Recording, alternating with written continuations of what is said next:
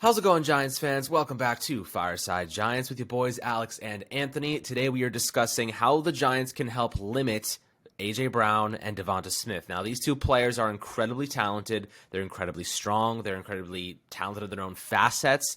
A.J. Brown being a little bit more of a physical component to this Eagles offense, and DeVonta Smith, one of the best route runners in the game. The guy is dangerous on crossing routes, and the Giants have had fits with both of them over the past two contests, and stopping them is going to be difficult. And the Giants ultimately need guys to step up, and we're going to discuss a couple different ways, actually, how the Giants may approach this. Obviously, we'll find out tomorrow night, and, this is definitely going to be an interesting situation since our secondary is a bit weak at some points, but Adoree Jackson, how do you use him? Do you put him on DeVonta Smith? Do you put him on A.J. Brown? Do you bracket A.J. Brown maybe with Fabian Moreau and somebody else and have Adoree follow DeVonta Smith? These are all things that we're going to talk about. The different kind of physical matchups, the frame matchups. It's difficult to stop these guys, especially if Jalen Smith is playing well. But Anthony, before we dive into it, how do you do today, my friend?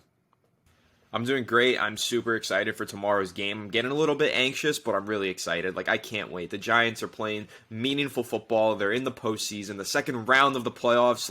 What more could you ask for in the first year of Brian Daboll's tenure as head coach? This is so exciting, but it's going to be a tough game. It's not going to be an easy one. We're going into Philadelphia. We haven't won in Philadelphia since 2013. The Eagles are as good as they've been in the past 10 years or so. This is the best Eagles team that we've seen in a long time. Jalen Hurts leading them pretty deep through the regular season, got the first seed, but he wouldn't be able to do all that without two dynamic wide receivers in the lineup. Of course, A.J. Brown and DeVonta Smith. Those guys are serious. They both went for over 1,000 yards this season. A.J. Brown had a career year with over 1,400 yards. He was a dominant force, second-team All-Pro. We all know how good those two players are, but how do the Giants stop them? Well, I don't think they could stop them, but how do they slow them down? That's really the main question here. You mentioned it, Adoree Jackson. He's going to have a big role in this matchup. We saw what he did against Justin Jefferson last week, so that gives me a little bit more confidence going into this game. But you look back on the offseason, they let a few guys go. James Bradbury now playing for Philadelphia. Man, I wish he was in the lineup right now so we could match up with a great WR1 and WR2. But this is going to be the toughest matchup of the game, in my opinion. I think our corners versus their receivers, that is the X factor in this game. If the Giants can somehow go out there and manage those two receivers and hold them in check, they have a really good shot at winning this game. But if you say A.J. Brown and DeVonta Smith combined for over 200 yards, it's pretty much going to spell a nightmare for the Giants. So I think that this is the most crucial matchup going into this game. It is. And looking at A.J. Brown and DeVonta Smith's stats, I'll give you guys some information. So A.J. Brown's 6'1", 226 pounds. He's a big boy, 25 years old, having a really, really good season with his Eagles team. On the year, he has 1,496 yards. So he's up there in terms of yardage. Justin Jefferson had 1,800, but this is a player who in 4 years, this is his second Pro Bowl level team, and I think he was one of the top alternatives for the All-Pro squad. I think he was on the second team, and he has a 60.7% catch rate in line with his career averages. 11 touchdowns this year with an 88% yards per game rate and 17 yards per reception. This is a very dangerous player, my friends. The Giants cannot let him get downfield. This is going to be a similar strategy for what they did against the Vikings. Don't let them beat you on explosive plays. You know what I mean? Straight up. You cannot let DeVonta Smith, you cannot let A.J. Brown haul in 30, 40-yard touchdown grabs. If you start giving up explosive plays, the Giants are going to have to match, and I don't think that we can match blow for blow if we're going explosive 40, 50-yard plays downfield. We have to drag out some of these offensive possessions because that's more of our game. Move the chains progressively, do what you got to do, have a very good offensive play calling system, but don't take unnecessary risks. That's kind of been our game plan this season. It was against the Vikings.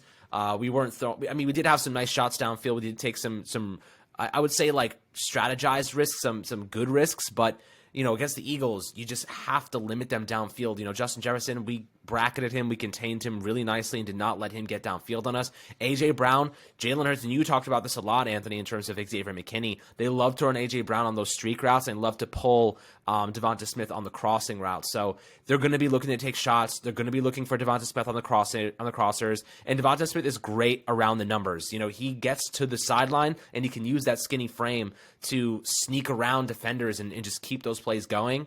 The Giants, two things: cannot give up big chunk plays, and they got to make their tackles. This is going to be a game that is determined on how many missed tackles do the Giants have. These guys are incredibly difficult to take down, and that kind of leads me into my first discussion about Cordell Flott. So there has been some arguments going on, some good debate on whether or not Cordell Flott should be starting in this game against DeVonta Smith over Fabian Moreau. So theoretically speaking, you would have A.J. Brown and Adoree Jackson matching up, and you have safety help over the top. But then you look over at DeVonta Smith, and you have Fabian Moreau, or you have DeVonta Smith, or rather Fabian Moreau or Cordell Flott. Flott's a little bit skinny, a little bit more agile, but he's not a great tackler because he is so small. You know what I mean? Like, he's not going to be able to wrap those guys up in full stride. He's going to have some problems in that facet, but he does have a better chance, in my opinion, of causing pass breakups and just being better in coverage because he is faster and quicker than Fabian Moreau.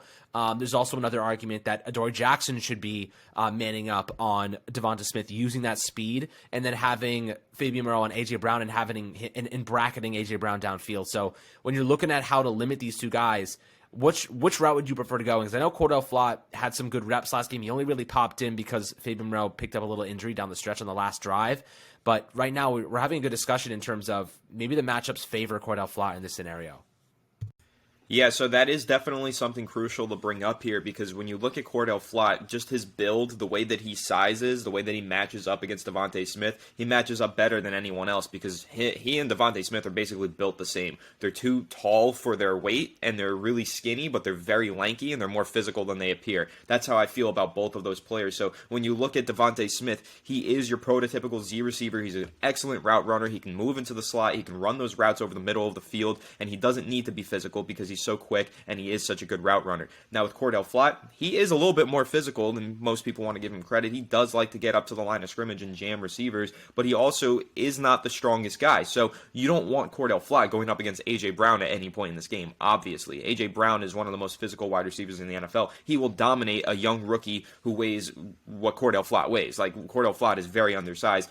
A.J. Brown will go out there and dominate him, but if you match him up against a guy like DeVonta Smith, who's not necessarily playing on the line of scrimmage, but has that buffer as the Z receiver, I think you have a chance there to find a solid matchup with Cordell Flott. So I think when you look at Cordell Flott's speed especially, and you look at DeVonta Smith's speed, what the main thing that I want to take away from what Cordell Flott did against the Vikings, he only played like 5 snaps, but he had that crucial breakup on third down against KJ Osborne. On that play, KJ Osborne ran, Alex, he ran a deep crosser, which is exactly what we're afraid of with DeVonta Smith, is that he's going to run deep crossers, find the Giants in man coverage, and toast our corners, because we've seen Fabian Moreau and some of these other guys get completely torched on those deep crossers against man coverage. But what did we see against the Vikings last week? We saw Cordell Flott in man coverage defend a deep crosser against a speedy, shifty receiver in KJ Osborne, make the pass breakup to win the game for the Giants. So that's kind of where I'm looking at. If you're looking at Cordell Flott and saying maybe he deserves some playing time, that play alone tells you he can match up against DeVonta Smith. For what the Eagles like to do with DeVonta Smith, those over routes where they have him run the deep crosser and then they have A.J. Brown run the deep post or go route, that is exactly where you want a corner who can just go stride for stride in man coverage on a deep crosser. That's where Cordell Flott comes in. And another thing you mentioned, Alex, in terms of those deep balls with A.J. Brown and how physical he can be, I did the breakdown the other day on the channel of Xavier McKinney and why he can get an interception on one of those plays. He's done it against Jalen Hurts before last season. But another thing to bring up is Jalen Hurts has really struggled against pressure. So we're talking about these matchups on the outside, right? DeVonta Smith, A.J. Brown, how do we match up against those guys? In my opinion, one of the best ways that you slow those guys down is to pressure Jalen Hurts. Because you mentioned that don't give him the opportunity to throw the deep ball. Right, pressure him. Make sure he doesn't have enough time in the pocket to find A.J. Brown downfield and make that deep pass. I think that's really the way that you mitigate the explosive plays out of this offense. You just get pressure in the face of Jalen Hurts and hope that Dexter Lawrence can have a big game. Kayvon Thibodeau has a big game to slow down Jalen Hurts and prevent him from taking those deep shots. Yeah, I mean, look, those deep shots, as you said, entirely going to be related to how successful the Eagles' offensive line plays. If they can give Jalen Hurts the time in the pocket, he's going to have opportunities to go downfield with the football. So, you were saying before the episode started, Wink Martindale, he's probably dreaming of, blitzing quarterbacks and getting a very strategic method out of these pass rushers. Who do you think's got to step up in this one? Like, in terms of a pass rush, we know Azeez Ojulari is going to be kind of limited in this one. We know Kayvon Thibodeau is kind of serving as, like, our veteran pass rusher at this point in time. Like, we expect him to be pretty solid, and we're going to need – it's going to be the big one, Dexter Lawrence versus Jason Kelce. Like, who wins that battle may determine who wins this game, because Jason Kelce, arguably the best center in all of football, probably unanimously considered the best center in all of football, and Dexter Lawrence right now is one of the best defensive tackles in football. Whoever wins that battle – is going to be the impact player of this game, because Dexter Lawrence kind of was the catalyst for us on defense last week against the Vikings. He pretty much helped win us that game. Like, without him, we probably don't win that one, because, you know, their offense, he came up big down the stretch on a couple of occasions and made some big plays, especially on that last 4th and 8 to Hawkinson that we stopped. Dexter Lawrence was right in Kirk Cousins' face, forced him to make that throw, did not give him time to sit back in the pocket. So keep in mind, his impact is significant, but you know, if there's anyone in my mind,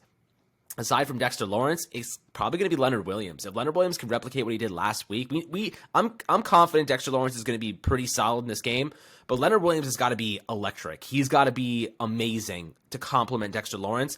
They cannot let this guy get away in Jalen Hurts. Leonard Williams has the speed and athleticism to catch him before he gets out of the pocket.